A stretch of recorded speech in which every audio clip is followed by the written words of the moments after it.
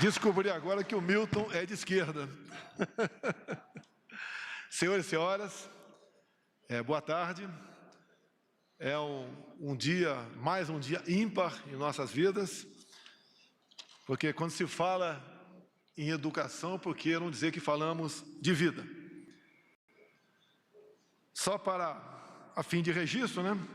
A nossa primeira universidade aqui no Brasil apareceu em 1808, com a vinda da família real para cá. A nossa atual escola naval. O primeiro colégio militar, algumas décadas depois, 1889. O colégio militar do Rio de Janeiro, onde o João Heleno foi um brilhante aluno. E tão brilhante é que ele foi 01 na academia, na ESAO e na ESSEM. Tricoroado. Eu apenas fui 01 em 2 cursos, Educação Física e Mergulho do Grupamento de Busca e Salvamento, lá da Barra da Tijuca, do nosso glorioso Corpo de Bombeiro Militar. O evento de hoje, sempre se fala em educação, mas na prática, alguns acham que é apenas dinheiro, recurso. Educação é uma maneira que nós temos, de dizer que na ponta da linha temos que ter um bom profissional, um bom empregado, um bom patrão, um bom liberal, alguém que realmente domine aquilo que ele fez. E a gente vê, isso é pessoal, né? Muita gente pode discordar de mim, eu não consigo entender que uma pessoa faz 5 anos de direito e depois tem que fazer uma prova para poder trabalhar. Imagine comigo isso, eu faço 4 anos de Academia Militar das Agulhas Negras e depois tenho que fazer uma prova para saber se eu posso ou não ser oficial do Exército. Assim para todas as profissões. Já tentaram, no meu governo, estender essa prova para várias outras atividades, como, por exemplo, a medicina, prezado Queiroga. Um colega que, no começo do nosso mandato, além do protocolo do Fica em Casa, queria também, não só isso, bem como, quem é médico aqui, deve ter acompanhado, queriam basicamente extinguir o Revalida no Brasil, pela forma como estava sendo proposto. Mas tudo bem. Durante a minha pré-campanha, e campanha também, eu falei, de caso eleito, criaria um colégio militar em cada capital de estado que porventura não tivesse. Por exemplo, não tem aqui em Alagoas, do nosso presidente Collor de Mello. Também não tem aqui no Piauí, que ele falou que ia cobrar de mim. Eu disse, você faz parte do governo, vamos correr atrás disso. A pandemia nos atrasou, não tivemos como implementar essas escolas, porque elas custam dinheiro. Conseguimos levar avante o nosso Colégio Militar de São Paulo, basicamente ali no Campo de Marte. Já está em funcionamento desde fevereiro de 2020 e deverá ser inaugurado o ano que vem, meados do ano que vem. Então, São Paulo vai ter o seu colégio militar. E pretendemos sim, de acordo com o comportamento da nossa economia, botar para frente a nossa proposta lá de trás, em todos os estados do Brasil, que porventura não tem o colégio militar, fazer o mesmo. Mas o que surgiu em nosso governo? Dada a impossibilidade de um colégio militar, as escolas cívicos militares. Falar que em grande parte foi inspirado nas escolas das polícias militares, do Amazonas e de Goiás. E tive na escola, uma das escolas do Amazonas, e deixo bem claro, um local humilde, tido como uma área de risco, um bairro bastante pobre, mas aquela escola chegou naquele local, no meu entender, de forma bastante estudada por governos anteriores. Estive na escola, conversei com vários pais e alunos que estavam presentes, inclusive tive informações que tinha pai que devia muita coisa à justiça, mas queria que teu filho frequentasse aquela escola. E uma coisa, o pessoal deve ter visto, né, uma parte da imprensa criticou muito nessas escolas militarizadas, mas pelas nossas polícias militares, que na hora da garotada ir embora, entravam em fila indiana, e lá na frente alguém perguntava, 7 vezes 8? Né? Raiz quadrada de 4, fórmula da água, quem descobriu o Brasil? Perguntas de acordo com a escolaridade. Caso o aluno errasse, ele voltava para o final da fila. E quando ele conseguia se liberar, vi pai pegando o moleque pelas orelhas. Foi um escândalo para a grande mídia brasileira. Escândalo, né? Para grande parte da mídia brasileira. Mas, quem nunca sofreu um corretivo dos pais aqui? Talvez tenha um outro que não tenha sofrido. Eu sofri. Né? E concordo que não gostei na época, mas mal ou bem me ajudou a chegar até aqui.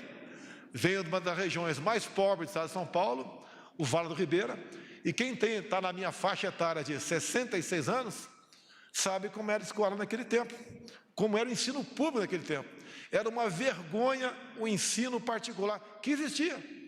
E uma das ameaças que se fazia naquela época, garotada, vou te botar num colégio interno particular.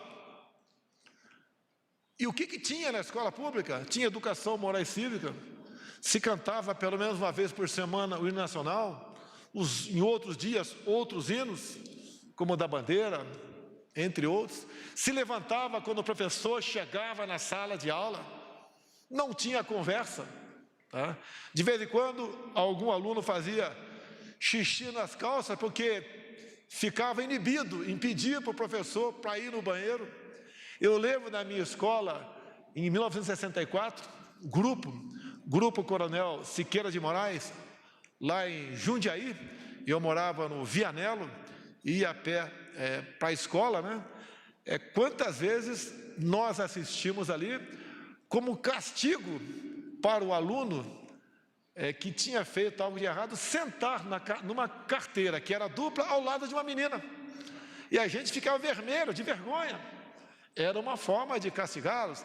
O ano passado tinha uma notícia maravilhosa, mas logo depois, lamentavelmente, o tempo, né, fez a sua parte, que vai fazer com todos nós, muito lamentável. Eu consegui fazer contato com a filha da minha professora, ainda viva, professora Tutu, que foi a primeira professora minha, lá no grupo escolar Coronel Siqueira de Moraes, e a filha falou, olha, daqui a tantos dias, a minha mãe vai fazer 101 anos, e eu me programei uma ida para a região visitá-la, apesar de ela estar bastante debilitada de saúde, né? Seria um momento maravilhoso para mim, encontrar-me com a minha professora, a professora Tutu. Bem, lamentavelmente, algumas semanas depois, fui informado para sua filha do passamento da sua mãe. Logicamente que me entristeceu, porque eu queria aquele momento. Mas essa professora está guardada, né, a sua imagem, a sua forma de nos ensinar, na minha memória. Levarei para sempre essa imagem. E essa é a imagem que a garotada tem dos seus professores. E o que acontece de errado no Brasil nas últimas décadas, o que vem acontecendo de errado? Há um desvirtuamento, não por parte de todos os professores, mas por parte de alguns, uma militância imperando em sala de aula. Como é difícil a gente mexer na legislação que trata do ensino no Brasil, que eu fiquei 28 anos dentro do Congresso Nacional, mas os parlamentares têm que perseguir essa legislação. Olha as provas do Enem, como era há pouco tempo, questões aí que não tinham nada a ver com o nosso futuro. Estamos aos poucos mudando isso. Acusar a mim e ao ministro, né, ter interferido na prova do Enem. Se eu pudesse interferir, pode ter certeza, a prova estaria marcada para sempre, com questões objetivas de fato, não com questões ideológicas, como ainda vimos nessa prova. Até na imprensa saiu, né, que eu queria botar a matéria da ditadura militar. Não vou discutir se foi ou não foi ditadura militar, mas eu queria botar assim uma questão lá, se pudesse. Quem foi o primeiro general que assumiu em 1964? Foi Castelo Branco. Em que data? Eu queria botar lá, duvido que a imprensa acertaria, né, se fosse fazer a prova. Foi 31 de março, 1º de abril, 2 de abril ou 15 de abril. Eu acho que o pessoal da imprensa, acho não, a maioria ia errar. Porque vão falar 31 de março. O que eu quero com isso? Não é discutir o período militar. É começar a história do zero. Foi dia 15 de abril.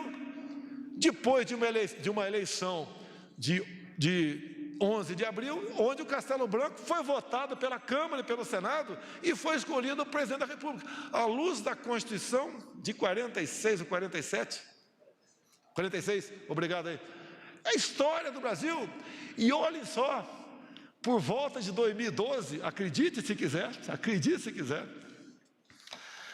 um projeto de decreto legislativo foi apresentado por um parlamentar de um partido de esquerda. Tá?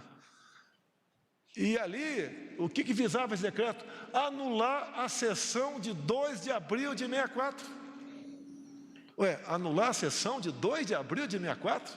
Pelo amor de Deus, o que é isso? E o que foi essa sessão? Foi a sessão que tornou vago a cadeira de João Goulart. Isso é história. Não adianta A ou B, né, querer contar de forma diferente, é uma história. Bem, eu fui o único a falar contra naquele momento, né? Alguns poucos falaram, mas quem foi com mais ênfase foi eu. Contrário a essa proposta.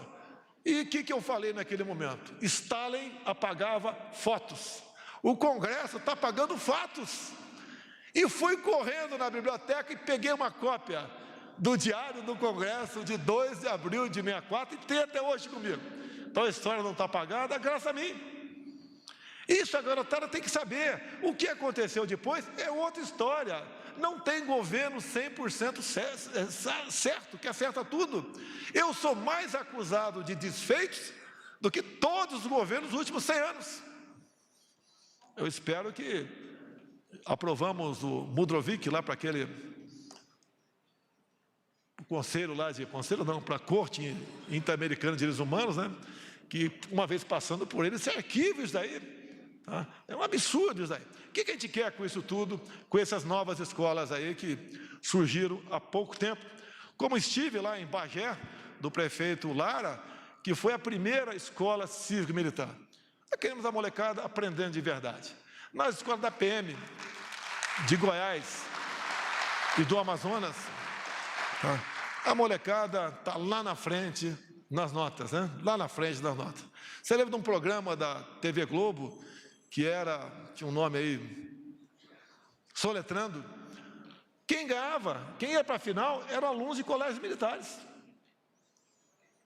E daí, obviamente, né, rapidamente a TV Globo acabou com esse programa, porque nós éramos uma referência. O que nós queremos com essa escola civil-militar? Mostrar para todos os pais que onde há hierarquia, disciplina, respeito, amor à pátria, dedicação, tá?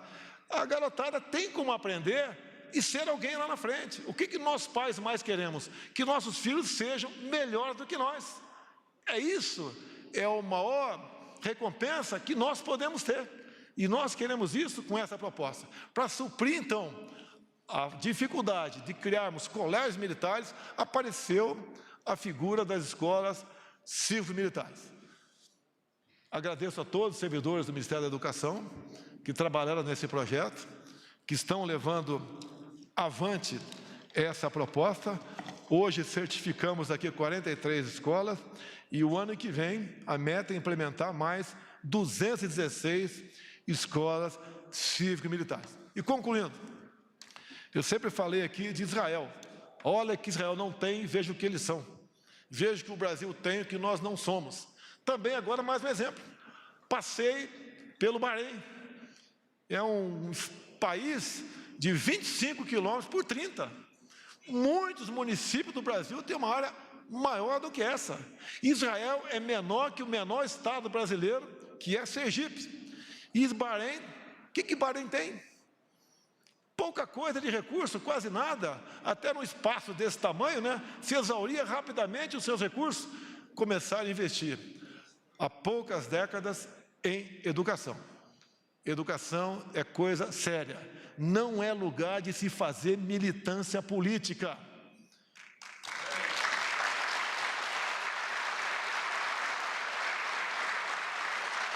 É lugar de física, química, matemática, biologia, português, educação moral e cívica, entre outras disciplinas. Não dá para entender. Me permite ficar mais um pouquinho aqui, me permite aí. Por favor, ninguém vai embora, não. Eu sobrevoei o Vale do Rio Cotingo, do nosso estado de Roraima. Lá tem um rio, um volume de água considerável, que tem esse volume quase que permanente o ano todo. 12 quilômetros por uma cota de 600 metros.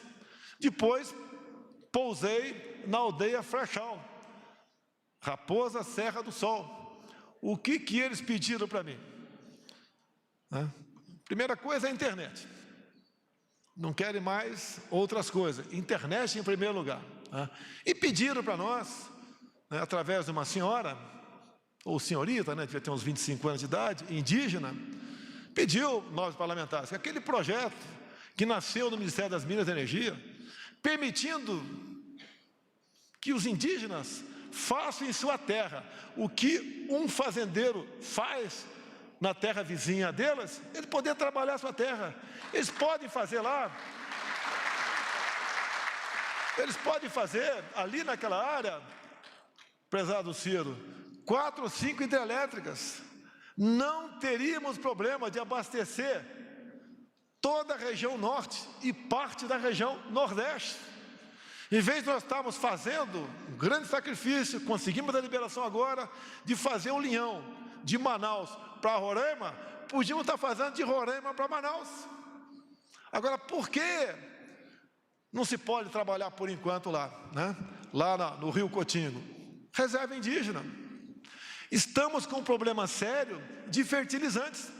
Estamos trabalhando via Secretaria Especial do Almirante Rocha em alternativa para a crise do fertilizante. Mas temos potássio em abundância, onde? Na foz do Rio Madeira. E não temos como tirar potássio de lá, por quê? A área indígena. E pela procura de energia limpa no mundo, o que alguns países estão fazendo? Não estão, obviamente, investindo na velha energia, e a nova é mais cara. Em consequência, teremos sim, como já estamos tendo, redução de oferta de fertilizantes. Alguns falam que a agricultura brasileira é nota 10. É nota 9. Não é 10 porque nós não temos fertilizante no Brasil. Ou melhor, temos e não temos como explorar. Vamos enfrentar uma crise de desabastecimento, porque não podemos tirar o potássio na foz do Rio Madeira. Ninguém aqui é contra os indígenas. Olha aqui está o deputado Medeiros de Mato Grosso, Os parecis estão plantando já há aproximadamente 10 anos. Começam a plantar também os baiquiris, parte dos Yanomamis, parte dos tucanos, como tive nessa região toda. E o que eles querem? Eles querem aquilo que nós queremos. Eles querem liberdade. Liberdade para trabalhar a sua terra, trabalhar com dignidade. Eles não querem, quando se fala em garimpo, porque o projeto permite-os a garimpar, eles não querem que continue roubando as suas riquezas minerais. Eles querem plantar. Se nós utilizamos por volta de 8% para a nossa agricultura, e eles têm 14% já demarcado como terra deles, se eles conseguir, através de vocês parlamentares, produzir em 2% da região deles, isso é um implemento muito grande para nós. Vamos tirá-lo do jugo da dependência do Estado. O que mais nós queremos no Brasil é não atrapalhar a vida dos outros, não atrapalhar a vida do empresário, não atrapalhar a vida do indígena, para que ele possa realmente trabalhar a sua terra, pagar imposto, em vez de nós pagarmos para ele. Se bem que as hidrelétricas do Rio Cotingo, espero que um dia seja possível isso, como foi possível o início do Linhão de Tucuruí, Isso, ao se tornar uma realidade, além de sanarmos problemas energéticos no Brasil, dar dignidade aos nossos irmãos indígenas. O Brasil tem jeito, ninguém tem o que nós temos. O que falta para a gente sair dessa situação? Falta a união de todos nós, poderes executivo, legislativo e judiciário. Olhem, estão discutindo no judiciário um novo marco temporal. Se for aprovado isso, está empatado no Supremo 1-1, mas se for aprovado, nós que já temos uma área do tamanho da região sudeste, demarcada como terra indígena, teremos mais uma área equivalente à região sul também como terra indígena. E pela localização geográfica dessas novas áreas, teremos uma área do tamanho de São Paulo e Rio, também inviabilizados por essa localização geográfica. Olha o risco que nós estamos correndo com essa votação no Supremo Tribunal Federal. Palpite como cidadão, com todo respeito ao Supremo Tribunal Federal. Era uma proposta para nem entrar em pauta. Ou se entrar em pauta, né, ser, hoje em dia, 9-1, pela sua rejeição. Eu vejo aqui os estados de vocês aqui, no Centro-Oeste, Mato Grosso do Sul, Goiás, vai lá para o nosso Paraná do Lupion. Como é que vão ficar esses estados com esse novo marco temporal? O que é democracia? Qual o espírito que nós temos aqui para nos unirmos no Brasil? Ninguém tem o que nós temos, ninguém. Essa união não é difícil. É que eu falo para a imprensa de vez em quando, que me critica, né, todo dia. Não está dando recurso. Olha, se o Brasil deslanchar na economia, você não precisa de recurso público.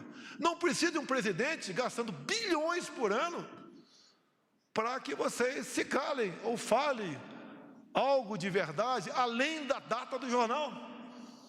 É isso que nós queremos. A imprensa é extremamente importante. Por pior que seja, é importante.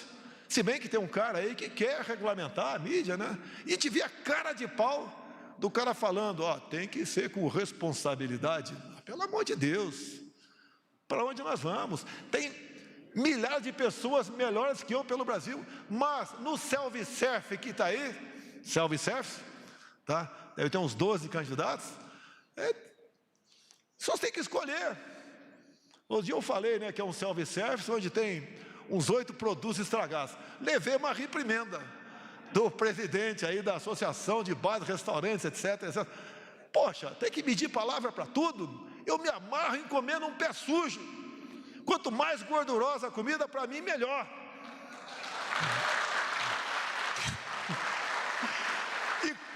E como militar, né? Não é como militar. E como militar, eu só não como o que não tem. Como qualquer negócio.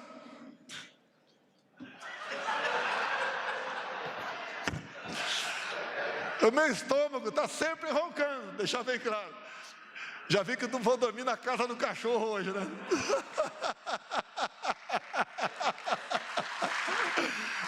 Pessoal, para quem acredita em Deus aí, né? Deus foi maravilhoso conosco. Fantástico. Não podemos reclamar de nada. Por vezes, estamos aí pisando em ouro e pedindo esmola. Hoje, com o presidente do Paraguai, com o nosso secretário da Pesca, Jorge Seife, fez mais uma explanação para ele e demos mais um passo. Olha o tamanho do lago de Itaipu. Nós queremos produzir tilápia lá.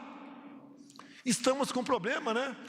Por falta de aceitação do parlamento paraguaio. Agora, segundo o Marito, isso está sendo vencido e devemos conseguir a autorização, né, juntamente com o Paraguai, produzirmos tilápia lá no Lago de Tucuruí. Vai aumentar para nós 40% o volume de pescado no Brasil. Como é que se pode falar em passar fome nesse país? Meu Deus do céu. E do lado do Paraguai, vai aumentar em 40 vezes a produção de pescado deles. Ninguém pode falar em passar fome no Brasil com esse potencial que nós temos De quem é a culpa? É nossa, é minha, é do Legislativo, é do Judiciário. Somos nós, autoridades, que devemos viabilizar a exploração daquilo que nós temos. Ninguém no mundo tem o que nós temos, ninguém. Falta muito pouco para nós sermos uma enorme nação. E passa pela educação. Não escolhi o Milton pela sua formação religiosa, mas ele é um pastor. Quem podia imaginar um pastor no MEC?